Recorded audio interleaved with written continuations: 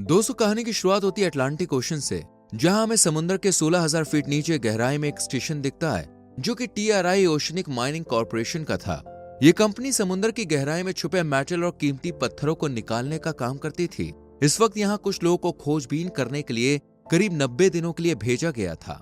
यहाँ ये लोग समुद्र की जमीन के सैंपल लेकर उनके बारे में छानबीन करने आए थे, ताकि वो पूरी दुनिया को समुद्र के बारे में ज्यादा से ज्यादा बता सकें और अपनी कंपनी को भी और ऊंचाइयों पर ले जा सकें। इसके बाद सीन शिफ्ट होता है समुद्र में मौजूद 3 लोगों पर, जिनमें लड़की का नाम था विली और इन दोनों आदमियों के नाम थे सिक्स पैक्स और डे जीसस। ये तीनों समुद्र में मौजूद कुछ खास तरह के दिखने वाले पत्थरों का सैंपल ले रहे थे।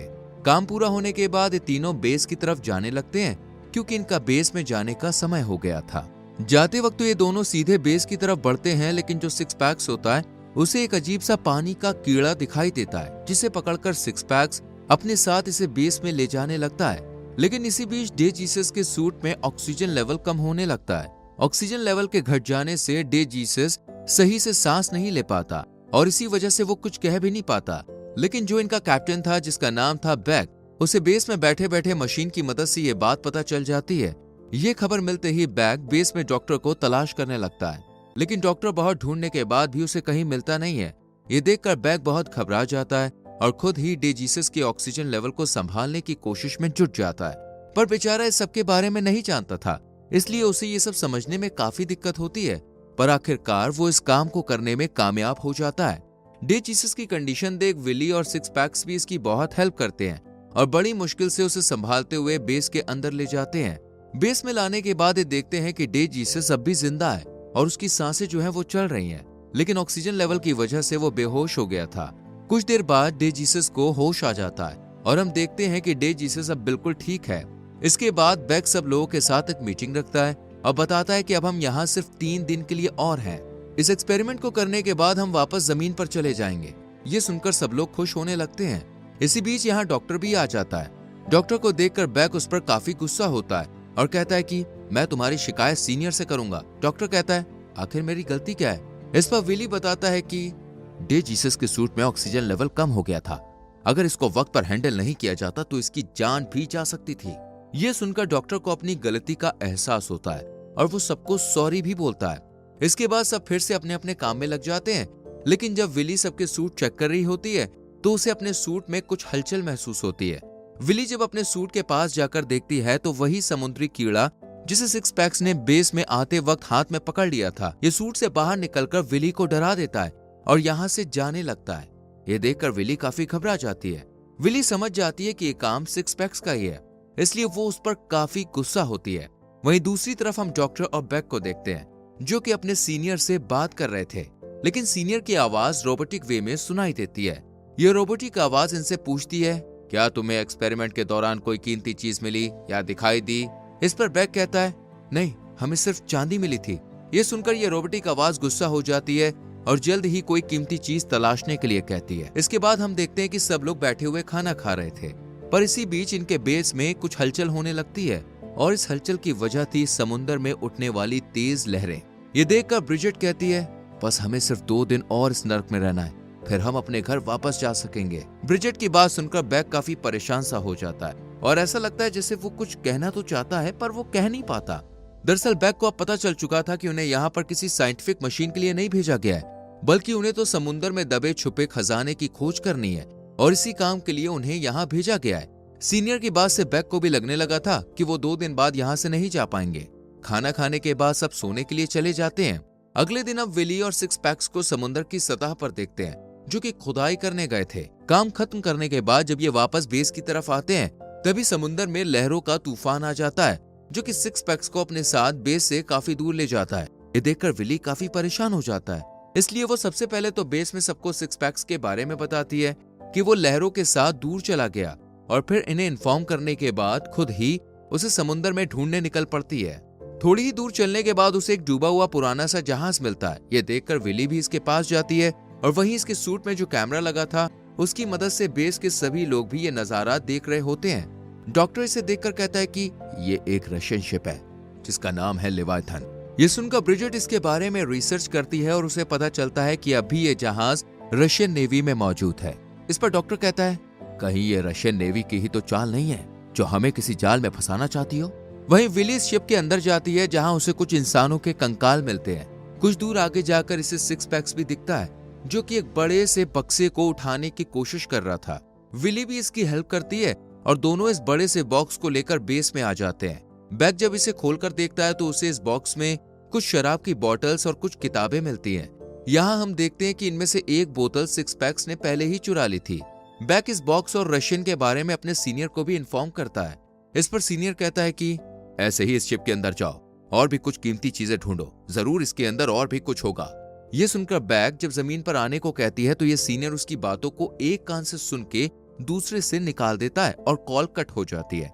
यानी बैग सही था, ये लोग अभी सतह पर नहीं जा सकते हैं। इसके बाद सिक्स पैक्स अकेले में बैठकर वही ड्रिंक पी रहा होता है, लेकिन तभी ब्रिजेट इसके पास आ जाती है और ड्रिंक को पीने लगती है। अगले दिन सिक्स पैक्स को काफी तेज बुखार चढ़ता है, जिस वजह से वो समुद्र में भी नहीं जा पाता। डॉक्टर इसके बुखार की वजह जानने के लिए उसके गले की स्किन काट लेता है ताकि इस बुखार का पता लग सके कि आखिर ये किस वजह से आया है, क्योंकि सिक्स पैक्स पहला ऐसा शख्स था जिसे यहाँ बुखार आया था। धीरे धीरे सिक्स पैक्स की कंडीशन खराब होती जाती है और उसे बुखार के साथ साथ पूरी बॉडी में खुजली होने लगती है। डॉक्टर भी इसकी ये कंडीशन को समझ नहीं पाते, इसलिए वो बैग को इस सबके बारे में बता देते हैं। ये देखकर बैग सबका चेकअप करवा के ये पता लगाने की कोशिश करता है कि और किसी को ये बीमारी तो नहीं है। वहीं दूसरी तरफ ब्रिजेट की भी हालत खराब हो जाती है। ये देखकर डॉक्टर सबको चेक करता है, लेकिन सभी की कंडीशन वहां नॉर्मल निकलती है। इसके बाद जब ब्रिजेट की बारी आती है तो बैग डॉक्टर को अपने साथ ले जाता है, जिस वजह से ब्रिजेट का चेकअप नहीं हो पाता। डॉक्टर सीनियर को बताता है कि आज तक मैंने ऐसी बीमारी को नहीं देखा। वहीं दूसरी तरफ हम देखते हैं कि ब्रिजेट को वॉमिट हो रही है। ब्रिजेट की कंडीशन देख विली उसे संभालती है और जल्दी से डॉक्टर को बुलाने चली जाती है। लेकिन डॉक्टर के पास जाने से पहले जब वो सिक्स पैक्स के पास जाती है तो देखती है कि उसका शरीर जो है वो गलने लगा है। ये देखकर विली रोने लगती है। जब ये लोग ब्रिजेट के पास आते हैं तो देखते हैं कि ब्रिजेट अब इस दुनिया में नहीं रही, इसलिए ये लोग सिक्स पैक्स और ब्रिजेट को एक साथ रख देते हैं। लेकिन जब डॉक्टर बाद में इनके पास आकर इन्हें देखता है तो इन दोनों का शरीर जुड़कर एक जानवर की तरह बन गया होता है और इसकी वजह थी वो घातक बीमारी।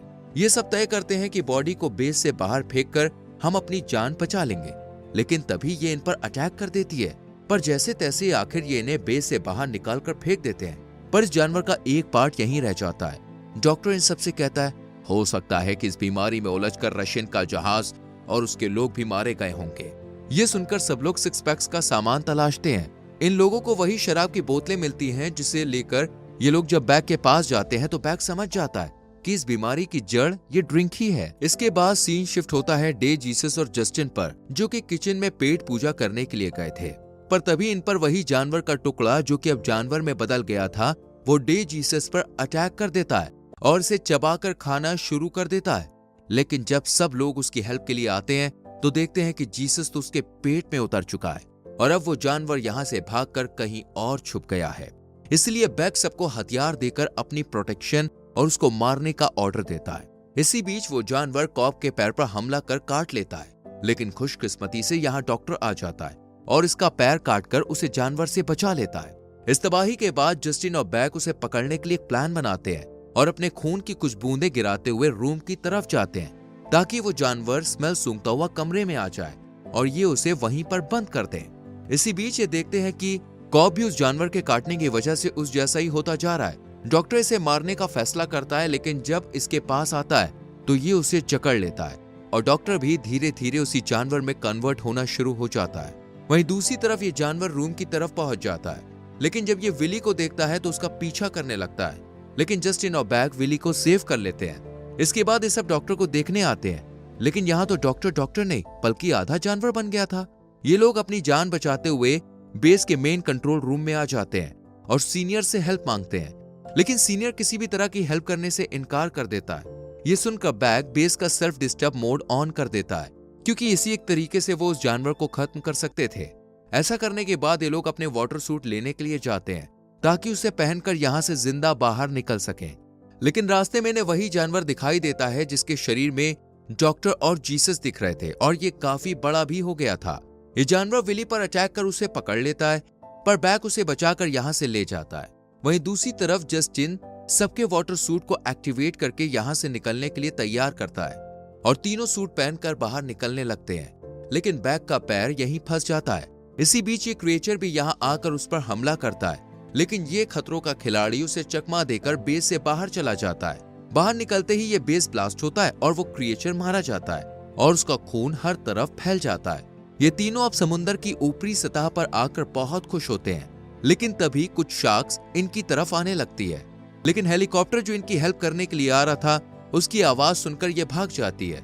लेकिन फिर हम देखते हैं कि वही क्रिएचर फिर से इनके पास आ जाता है और जस्टिन को पकड़ लेता है। बड़ी मुश्किल से विली और बैक हेलीकॉप्टर में बैठकर यहाँ से सेफली चले जाते हैं और ये कहानी यहीं पर खत्म हो जाती है। दोस्तों, आपको ये कहानी कैसी लगी कमेंट सेक्शन में लिख के जरूर बताएं। कहानी अच्छी लगी हो तो वीडियो को लाइक और शेयर करें।